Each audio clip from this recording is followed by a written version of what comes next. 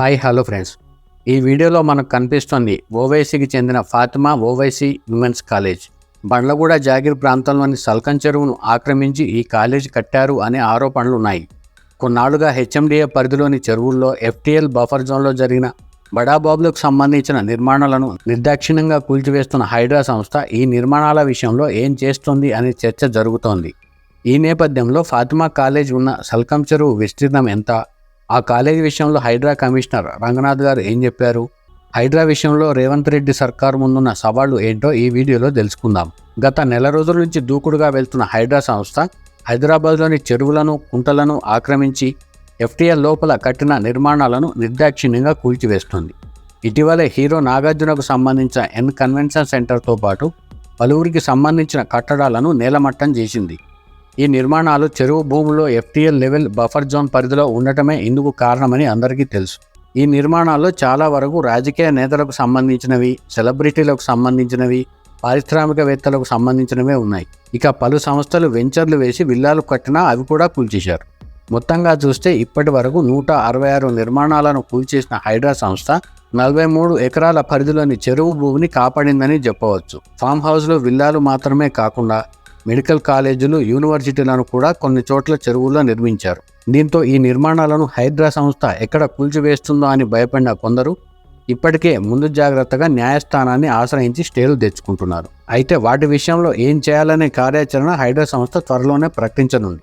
ఇక ఇదంతా ఒక ఎత్తు అయితే, ఓవైసీ యాజమాన్యంలో నడుస్తున్న ఫాతిమా ఓవైసీ విమెన్స్ కాలేజ్ అంశంపై రాష్ట్ర వ్యాప్తంగా చర్చ జరుగుతోంది.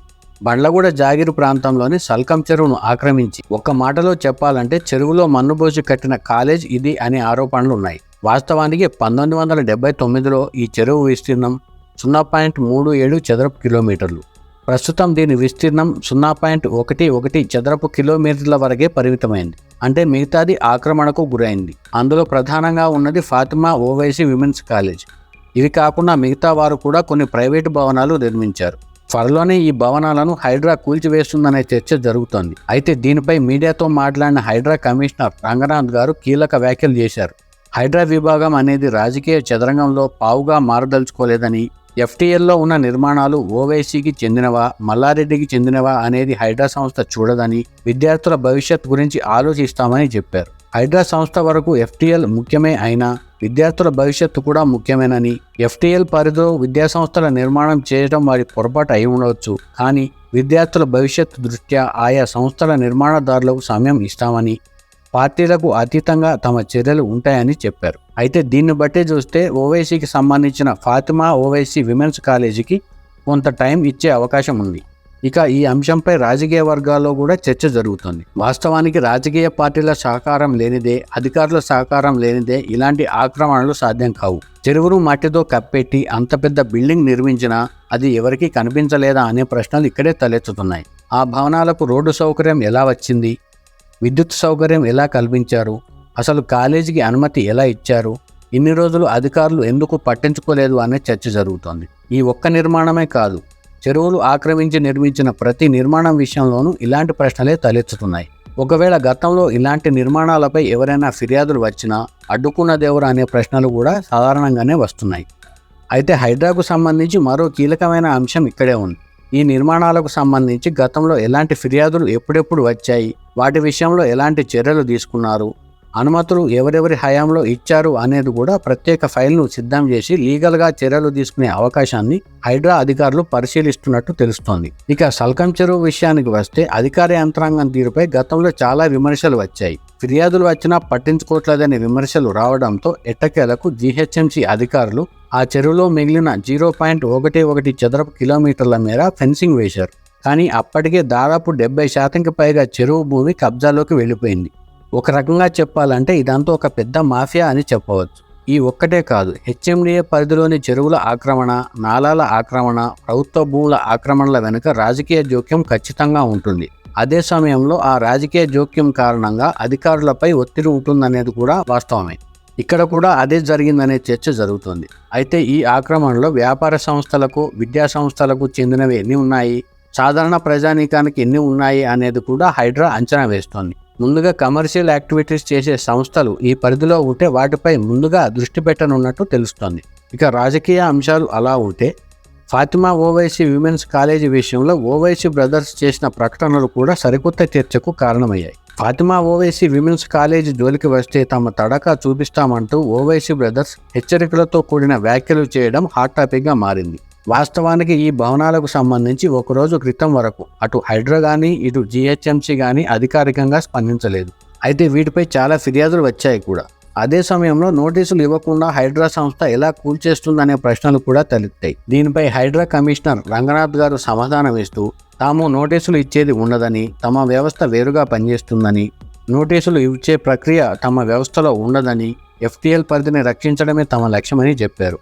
దీంతో చెరువులను ఆక్రమించి ఎఫ్టీఎల్ పరిధిలో నిర్మాణాలు చేపట్టిన ప్రతి ఒక్కరిలో భయం మొదలైందని మాత్రం చెప్పవచ్చు. అయితే ఇక్కడే కొందరు నాయకులు పలు ప్రశ్నలు లేవనెత్తుతున్నారు. అవి వారి భవనాలను కాపాడుకునేందుక, ప్రతిపక్ష పార్టీలను లేదా ఇతర పార్టీలను లక్ష్యం చేసేందుక అనే విషయం పక్కన పెడితే వారి ప్రశ్నలు మాత్రం చర్చకు కారణమయ్యాయి. అందుకు అసదుద్దీన్ ఓవైసీ, అక్బరుద్దీన్ ఓవైసీ చేసిన వ్యాఖ్యలను మనం పరిశీలించవచ్చు.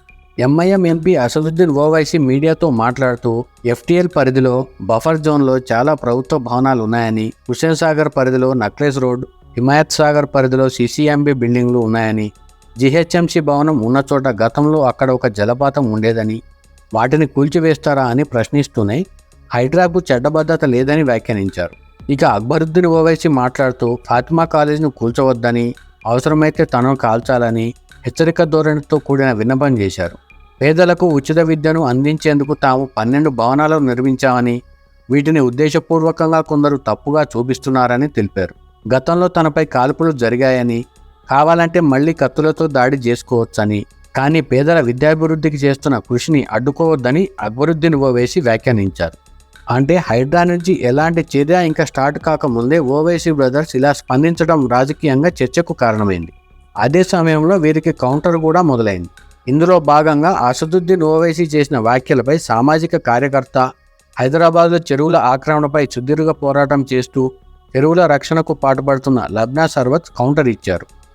హైదరాబాద్ పరిధిలో ఉన్న చెరువులను ఓవైసీ ఎప్పుడూ రక్షించలేదని, వక్ఫ్ బోర్డు సభ్యుడిగా ఉన్న ఓవైసీ 20 ఏళ్లుగా ఏ చెరువును గానీ, ఏ వక్ఫ్ బోర్డు ఆస్తిని కాపాడారో చెప్పాలని వ్యాఖ్యానించారు. ప్రకృతి పరిరక్షణకు తాము పాటుపడుతుంటే ఆయనే అడ్డుపడిన సందర్భాలు ఉన్నాయని కూడా వ్యాఖ్యానించారు.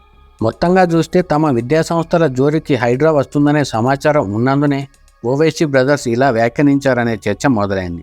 అయితే తాజాగా హైడ్రా కమిషనర్ రంగనాథ్ గారు చేసిన ప్రకటనను బట్టి విద్యాసంస్థలకు కొంత సమయం ఇవ్వవచ్చని తెలుస్తోంది. అయితే నిర్ణీత సమయం ముగిశాక చెరువుల ఎఫ్టీఎల్ పరిధిలో ఉన్న నిర్మాణాలను ఖచ్చితంగా కూల్చివేస్తామని ఆయన వ్యాఖ్యానించడం కూడా గమనార్హం. ఇక ఇక్కడే మరో అంశాన్ని కూడా మనం ప్రస్తావించాల్సి ఉంటుంది. ఓవైసీ బ్రదర్స్ పాత బస్తీని తమ అడ్డాగా మార్చుకున్నారని, వారికి ఆ ఏరియాలో వ్యతిరేకంగా చర్యలు తీసుకోవడం ఇప్పటివరకు జరగలేదని చెప్తున్నారు కూడా. గతంలో కేసీఆర్ ఓవైసీకి పూర్తి స్వేచ్ఛ ఇచ్చారని, అందుకే 2014 నుంచి ఈ ఆక్రమణలు వేగవంతం అయ్యాయని కూడా విమర్శలు చేస్తున్నారు. ఆ కామెంటు ఎలా ఉన్నా ఎంఐఎం పార్టీకి ప్రస్తుతం ఒక ఎంపీ, 7 ఎమ్మెల్యేలు ఉన్నారు. పాత బస్తీతో పాటు పాత బస్తీని ఆనుకొని ఉన్న ప్రాంతాలే వారి కంచుకోటాన్ని చెప్పవచ్చు.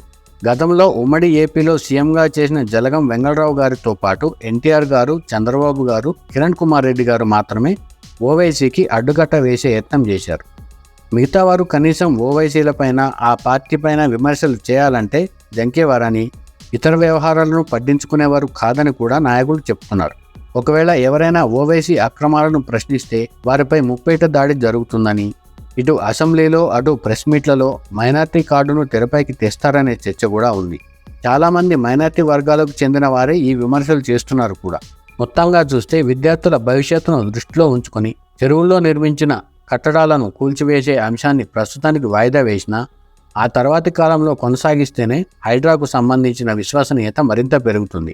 అదే సమయంలో రాజకీయ ఒత్తిళ్లకు తలగకుండా చెరువుల్లో ఎఫ్టీఎల్ లోపల అక్రమంగా చేపట్టిన నిర్మాణాలను కూల్చివేస్తే హైడ్రా పనితీరు ఇతర రాష్ట్రాలకు ఆదర్శంగా ఉంటుందని కూడా చెప్పవచ్చు. ఒకవేళ ఇదే జరిగితే తెలంగాణ ప్రభుత్వ ఇమేజ్తో పాటు రేవంత్ రెడ్డిపై విశ్వసనీయత మరింత పెరుగుతుంది. అలా కాకుండా ఏదైనా కారణాలతో అర్ధాంతరంగా ఆపేస్తే అనేక విమర్శలను ఎదుర్కోవాల్సి వస్తుంది. ఒక మాటలో చెప్పాలంటే సీఎం రేవంత్ రెడ్డితో పాటు తెలంగాణ సర్కారు కూడా హైడ్రా అనే పులిపై సవారీ చేస్తోంది. ఒకవేళ పులి సవారీ మధ్యలో దిగితే ఆయనకే ఇబ్బంది, సర్కారు కూడా ఇబ్బంది. ఈ అంశాల నేపథ్యంలో రానున్న కాలంలో రేవంత్ రెడ్డి సర్కారు ఎలా అడుగులు వేస్తోంది అనేది చూద్దాం.